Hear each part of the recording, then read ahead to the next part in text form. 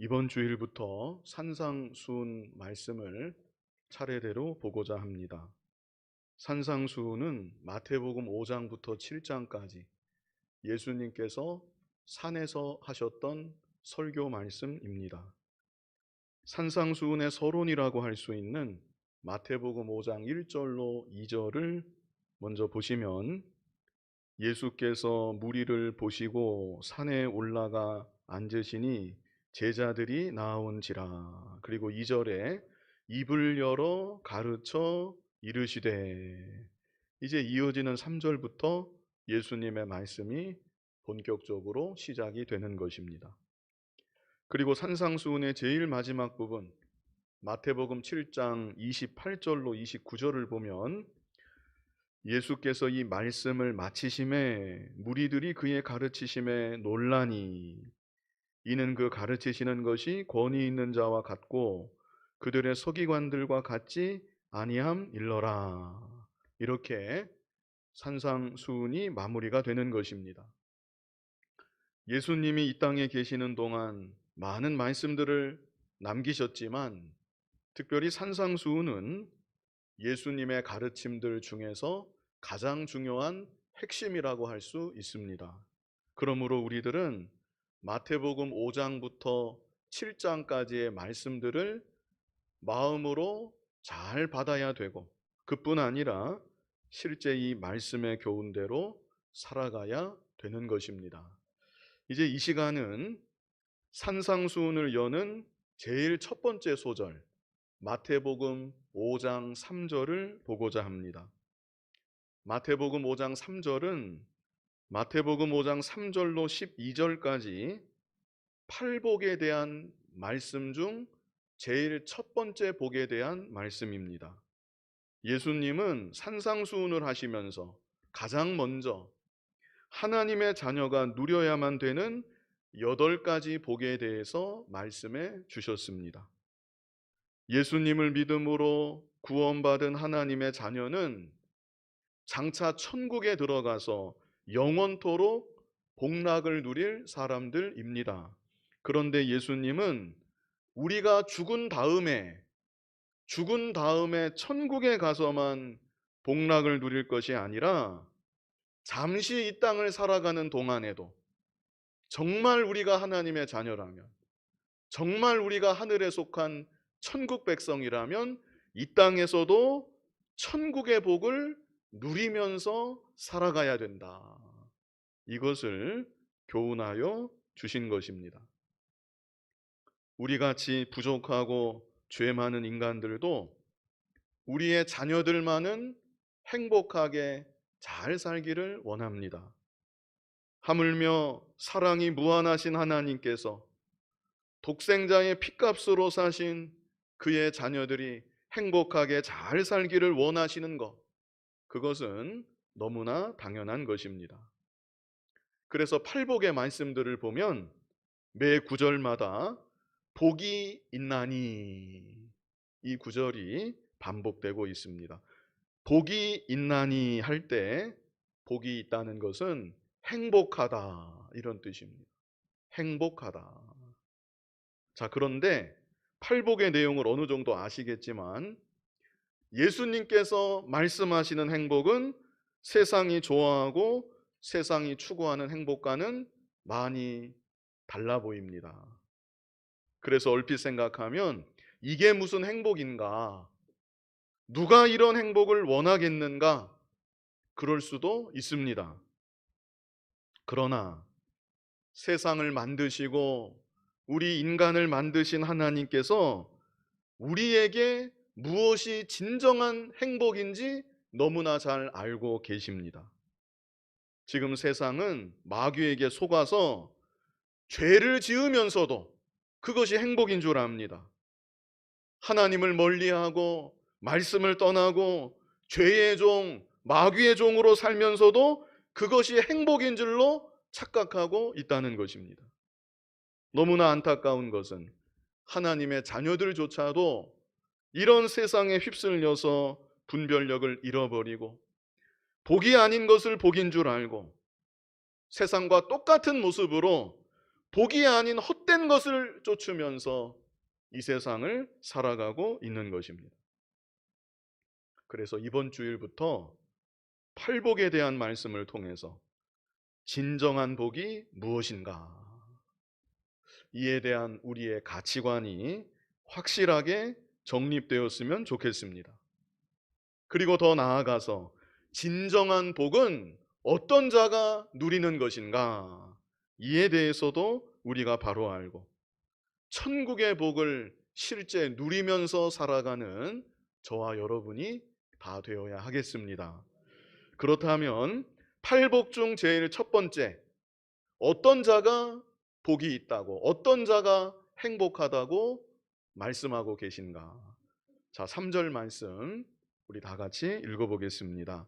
심령이 가난한 자는 복이 있나니 천국이 그들의 것이미요. 보통 세상은 어떻습니까? 세상은 가난하다는 말은 싫어합니다.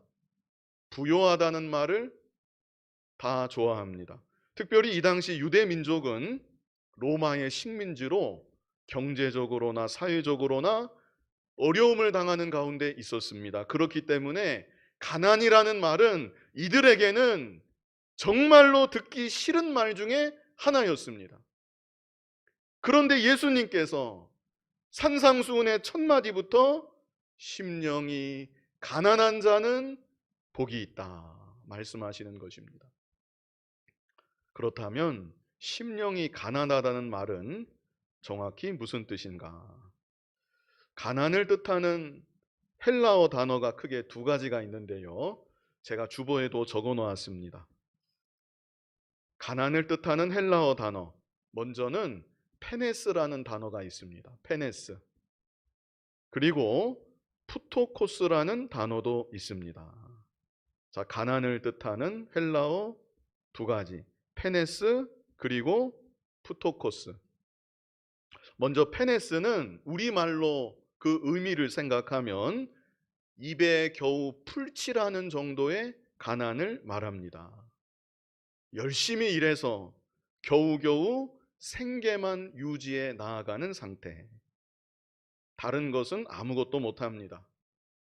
저축을 한다든지 아니면 일상에 필요한 다른 어떤 일을 한다든지 그런 것은 생각조차 할 수가 없습니다. 그저 열심히 일해서 밥만 겨우겨우 먹는, 말 그대로 하루하루 생계만 겨우겨우 유지해 나아가는 그런 상태, 그것이 바로 페네스입니다.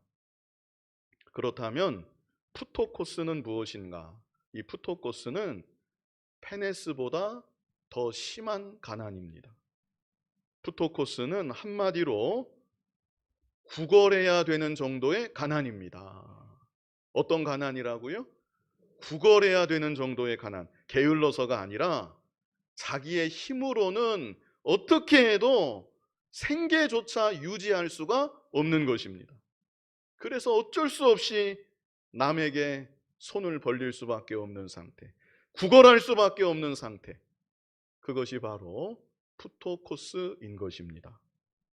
그렇다면 예수님께서 심령이 가난한 자는 복이 있나니 말씀하실 때 어떤 단어를 사용하셨을까? 페네스를 사용하셨을까? 아니면 푸토코스를 사용하셨을까? 푸토코스를 사용하셨습니다. 그래서 나는 도저히 내 힘으로는 살아갈래야 살아갈 수가 없습니다. 아무리 내가 일을 해도, 아무리 내가 노력을 해도 나는 도저히 살아갈 방법이 없습니다. 나는 내 자신조차도 도저히 돌볼 수가 없습니다. 이것이 바로 예수님이 말씀하신 심령의 가난, 푸토코스인 것입니다. 그리고 예수님은 이런 자는 행복하다 말씀하신 것이죠. 예수님의 이 말씀을 우리가 크게 두 가지 면에서 생각해 볼 수 있겠습니다. 먼저는 구원의 문제에 있어서 심령의 가난입니다. 구원의 문제에 있어서 심령의 가난. 구원의 문제에 있어서 우리는 페네스한 상태가 결코 아닙니다. 우리의 구원이 내가 열심히 노력하면 간신히 도달할 수 있는, 다시 말해서 겨우겨우 내 자신을 살릴 수 있는 그런 문제가 아니라는 것입니다. 우리는 우리의 구원에 있어서 철저히 푸토코스입니다. 우리의 힘으로는, 우리의 노력으로는 아무것도 할 수가 없는 것입니다.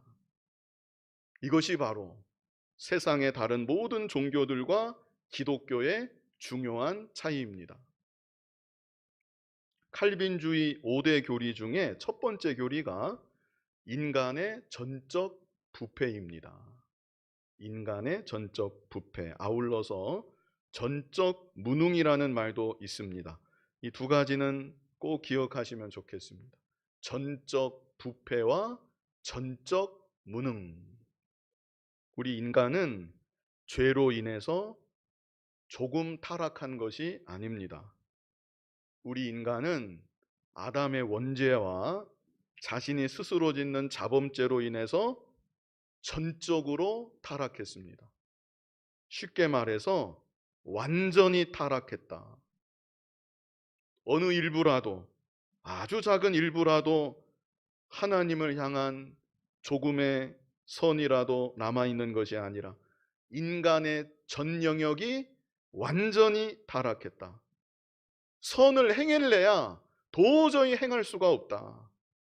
이것이 바로 인간의 전적 부패입니다. 우리는 이 인간의 전적 부패를 믿는 것입니다. 물론 인간들끼리 비교할 때 상대적인 선은 있습니다.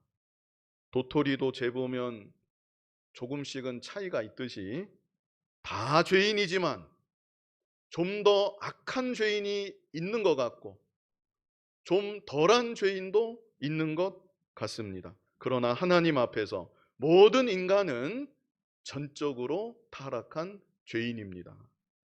이사야 64장 6절을 보면요, 우리 같이 읽어보겠습니다.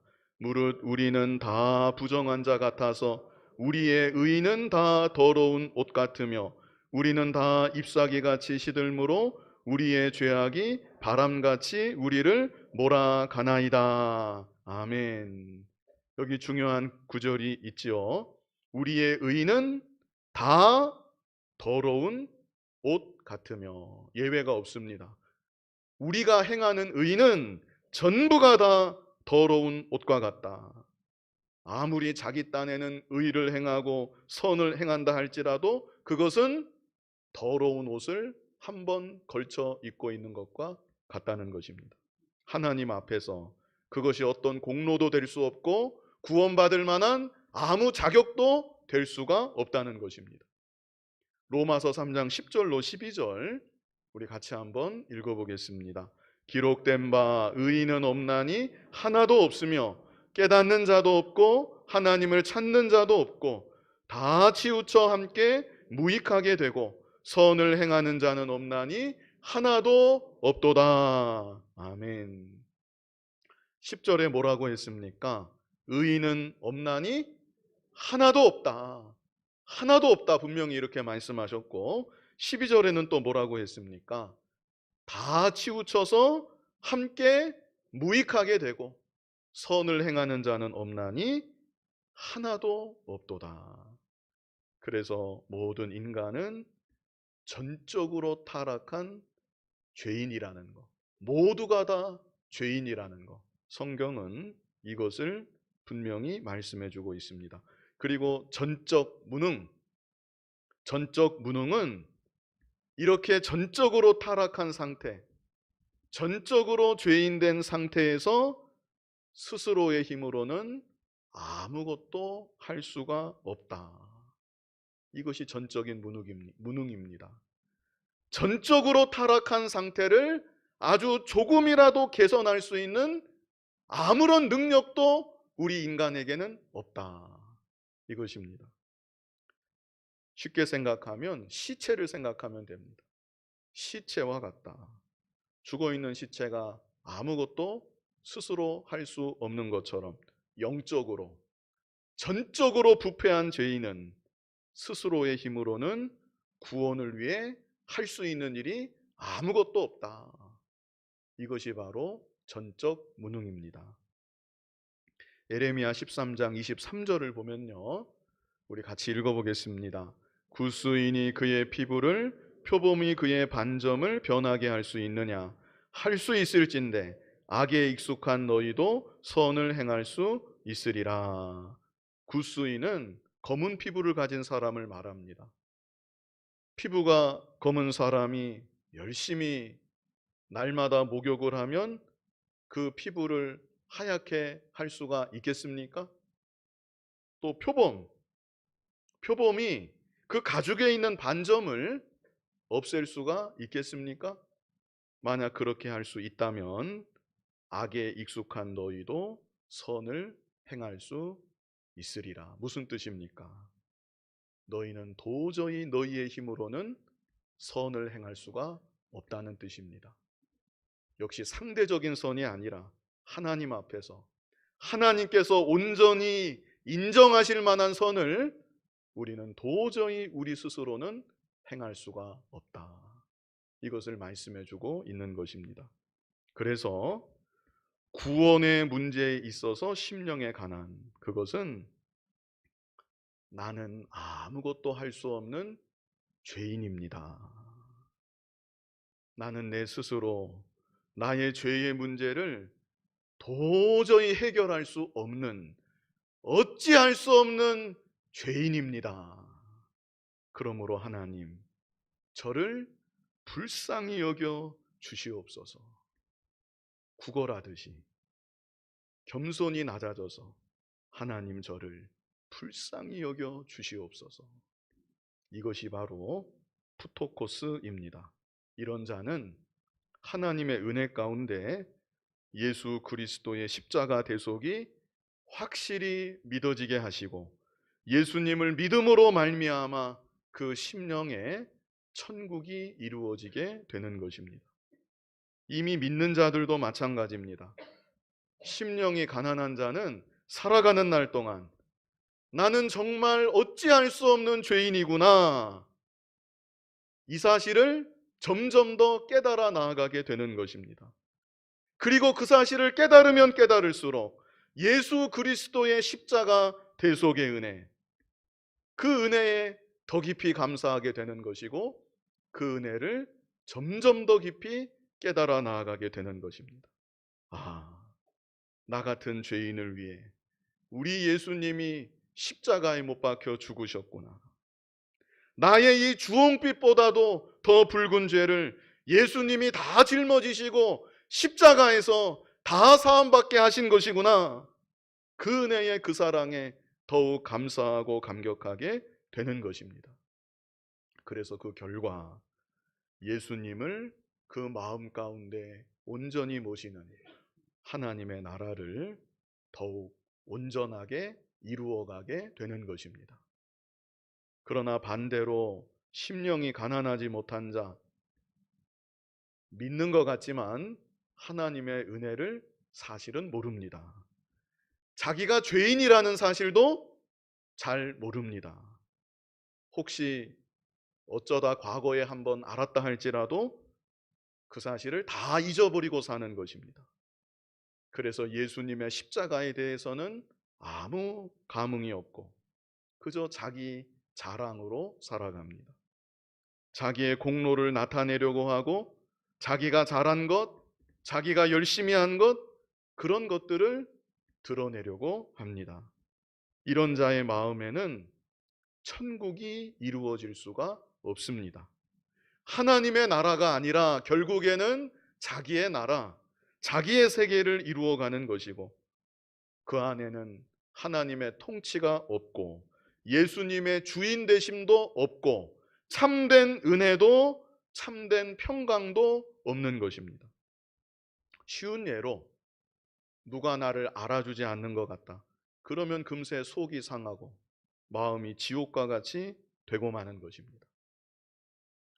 우리는 처음 예수님을 믿을 때부터 지금까지 그리고 앞으로도 언제나 심령이 가난한 자로 살아가야 되는 것이고, 세월이 가면 갈수록 더욱더욱 심령이 가난해져야만 되는 것입니다. 우리가 잘 아는 사도 바울, 신약 성경을 거의 절반가량 기록하고 가는 곳곳마다 하나님의 은혜 가운데 복음을 전하고 그리스도의 몸된 교회들이 세워지는데 너무나 귀한 역할을 감당했던 사도 바울. 이 사도 바울이 세월이 가면 갈수록 그 심령이 점점 더 가난해졌습니다. 우리 전에도 몇 번 같이 읽어봤었는데요. 먼저 고린도전서 15장 9절 같이 한번 읽어보겠습니다. 나는 사도 중에 가장 작은 자라. 나는 하나님의 교회를 박해하였으므로 사도라 칭함받기를 감당하지 못할 자니라. 여기 뭐라고 했습니까? 나는 사도 중에 가장 작은 자라. 실제 본인이 그렇게 생각하는 것입니다. 입으로만 이런 말을 하는 것이 아니라 나는 사도 중에 가장 작은 자라. 끝부분에는 또 뭐라고 했습니까? 사도라 칭함받기를 감당하지 못할 자니라. 바울의 심령이 정말 가난했다는 것을 우리에게 알게 하는 것입니다. 그런데 이보다 세월이 좀 더 흘러서 에베소서 3장 8절을 보면 여기서는 또 뭐라고 했는가? 우리 에베소서 3장 8절 같이 읽어보겠습니다. 모든 성도 중에 지극히 작은 자보다 더 작은 나에게 이 은혜를 주신 것은 측량할 수 없는 그리스도의 풍성함을 이방인에게 전하게 하시고, 고린도전서 15장 9절에서는 나는 사도 중에 가장 작은 자라 이렇게 고백했는데 세월이 좀 더 흐른 뒤에는 여기서는 뭐라고 했습니까? 모든 성도 중에 지극히 작은 자보다 더 작은 나. 사도 바울의 심령이 더 많이 가난해진 것이죠. 그리고 마지막 순교를 앞두고 아들 같은 제자 디모데에게는 사도 바울이 마지막으로 어떤 말을 남겼는가? 디모데전서 1장 15절 우리 같이 한번 읽어보겠습니다. 같이 읽겠습니다. 미쁘다 모든 사람이 받을 만한 이 말이요 그리스도 예수께서 죄인을 구원하시려고 세상에 임하셨다 하였도다. 죄인 중에 내가 괴순이라. 여기서는 뭐라고 했습니까? 죄인 중에 내가 괴순이라. 이렇게 사도 바울은 세월이 가면 갈수록 그 심령이 점점 더 가난해졌습니다. 가면 갈수록 나는 정말 죄인이구나. 어찌할 수 없는 죄인이구나. 이 사실을 더 깊이 깨달아 나아갔던 것이고, 그러면 그럴수록 예수 그리스도의 십자가 은혜가 너무나 감사하게 되었던 것이고, 그래서 오직 예수 그리스도의 십자가만을 자랑하고 하나님의 은혜만을 자랑하고 죽는 날까지 고백하는 삶을 사도 바울이 살아갔던 것입니다. 심령이 가난한 자는 복이 있나니 천국이 그들의 것이미요. 그래서 사도 바울은 이 땅에서 천국을 참 잘 이룬 사람입니다. 그 심령 가운데 하나님의 나라가 먼저는 잘 이루어졌고 그가 가는 곳곳마다 그 안에 이루어진 하나님의 나라를 실제 나타내고 보여주면서 이 땅에서도 하나님의 나라를 잘 이루어 나아갔던 것입니다. 자, 구원의 문제에 있어서 심령의 가난. 나는 죄인입니다. 나에게는 아무 공로도 아무 자격도 없습니다. 그래서 하나님의 은혜만을 바라보고 예수님의 십자가 대속만을 믿고 의지하고 자랑하는 것, 그것이 바로 구원의 문제에 있어서 심령의 가난입니다. 다음으로 구원의 문제만이 아니라 삶의 모든 문제와 모든 영역에서도 우리는 심령이 가난한 자로 살아가야 됩니다. 주보를 보시면 삶의 문제에 있어서 이렇게만 제가 적었는데요. 삶의 모든 문제, 이렇게 하는 것이 더 좋을 것 같습니다. 삶의 모든 문제에 있어서 심령의 가난. 언제 어디서 무슨 일을 하든지 나는 아무것도 할 수가 없습니다. 실제 이렇게 생각하고 고백하는 것입니다. 나는 내 힘으로 아무것도 할 수가 없습니다. 나는 내 스스로는 아무것도 이루어낼 수가 없고 아무것도 감당할 수가 없습니다. 이것이 삶의 영역에서 심령의 가난이다. 이런 자는 살아가면서 하나님의 은혜를 더욱 바라는 것이고 하나님의 도우심만을 간절히 바라고 간절히 의지하고 하나님의 도우심을 간절히 구하며 이 세상을 살아가게 되는 것입니다. 이런 자에게는 하나님께서 더욱 함께하여 주시어 전능하신 하나님이 능력으로 역사하여 주시고 하나님이 친히 이런 자를 돌보아 주시고 그래서 그 심령 가운데 삶 가운데 하나님의 통치가 있고 하나님의 인도하심이 있는 하나님의 나라가 잘 이루어져 나아가게 되는 것입니다. 그러나 반대로 심령이 가난하지 못한 자, 자기의 힘으로 사는 줄 알고 자기의 지혜로 자기의 노력으로 사는 줄 알고 아등바등 이 세상을 살아가는 것입니다. 자기의 나라를 자기의 세계를 겨우겨우 이루어가는 듯 이루어가지 못하는 듯 그렇게 아등바등 이 세상을 살아가는 것입니다. 중요한 것은 자기가 원하는 세계를 이루든지 이루지 못하든지 그런 심령에는 천국은 절대 이루어질 수 없다는 것입니다. 하나님의 능력도 경험할 수가 없습니다. 하나님의 도우심도 하나님의 역사하심도 온전히 누릴 수가 없습니다. 그저 이스라엘 백성들이 애굽에서 종살이 했던 것처럼 종살이 하듯이 이 세상을 아등바등 살아가는 것입니다. 마음도 육신도 날마다 고단하기만 합니다. 하나님의 은혜도 없고 하나님의 평강도 없습니다. 날마다 헛된 것을 쫓아가고 순간의 쾌락으로 위안을 삼는 불신자와 다를 바 없는 그런 삶을 살아가게 되는 것입니다. 구약의 모세를 다 아실 것입니다. 이 모세의 인생은 세 가지 국면으로 나누어집니다. 모세가 몇 살까지 살았죠? 120살까지 살았습니다. 그래서 40년, 40년, 40년 이렇게 그 인생을 3등분해서 생각을 하는 것이죠. 먼저 40년, 모세의 처음 40년은 바로의 궁중에서의 40년입니다. 이 기간 모세는 나는 대단한 사람이다. 바로의 아들이니까 또 애굽의 궁중에서 사니까 나는 무언가 할 수 있는 사람이다. 무언가 이룰 수 있는 사람이다.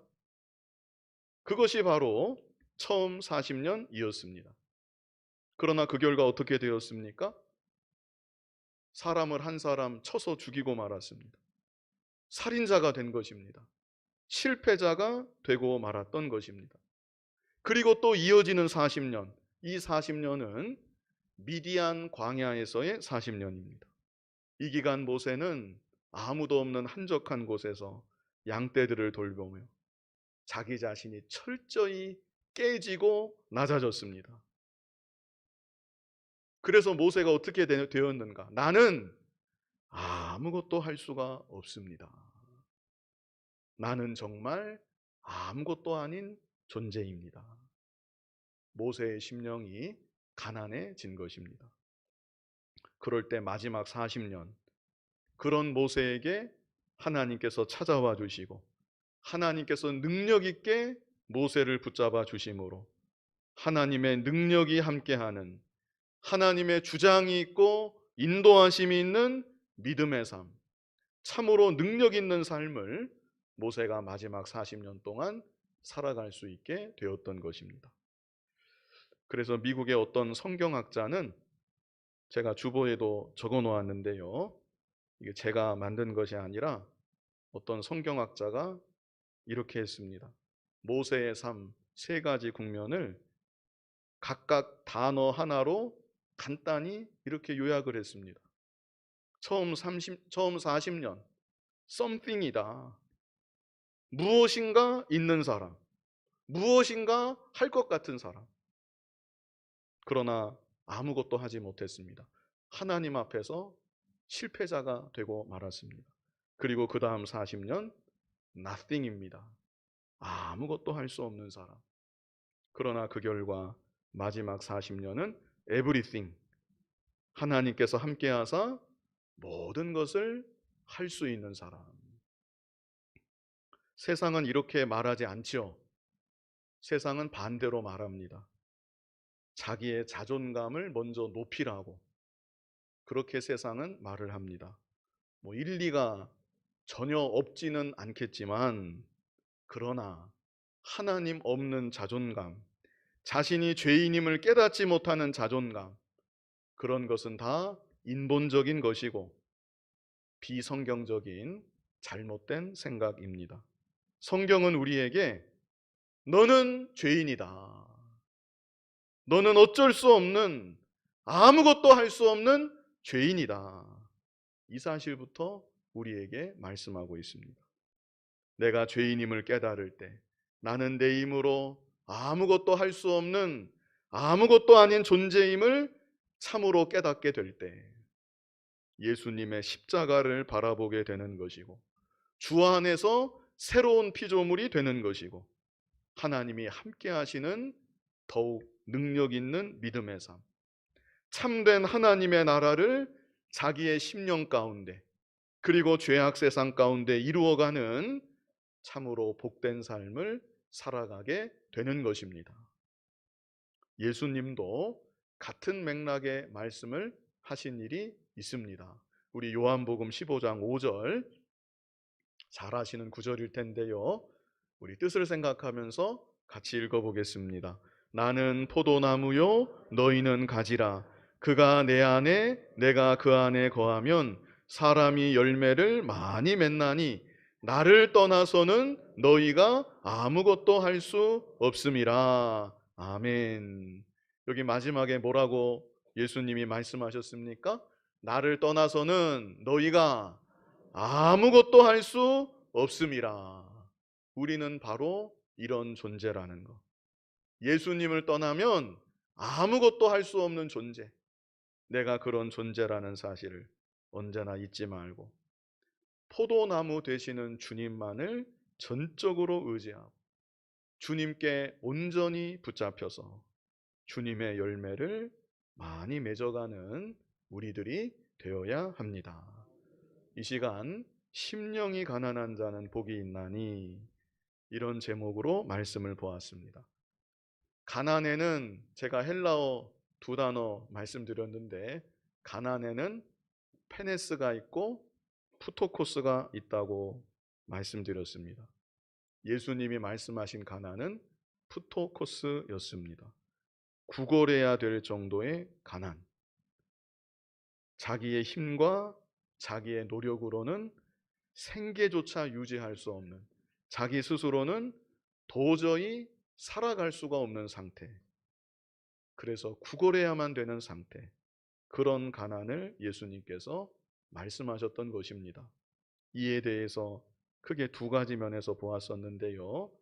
먼저는 구원의 문제에 있어서 우리는 처음부터 가난한 자가 되었어야 했고, 지금도 가난한 자여야만 하고, 앞으로도 철저히 가난한 자로 우리는 나아가야 되는 것입니다. 아무것도 할 수 없고 아무것도 내세울 수 없는 죄인으로, 오직 예수님의 십자가 대속만을 믿고 예수님의 십자가 대속만을 의지하고 예수님의 공로만을 내세우고 자랑하며 나아가야 되는 것입니다. 그리고 삶의 모든 문제에 있어서 우리는 또한 가난한 자로 살아야 됩니다. 심령이 가난한 자로.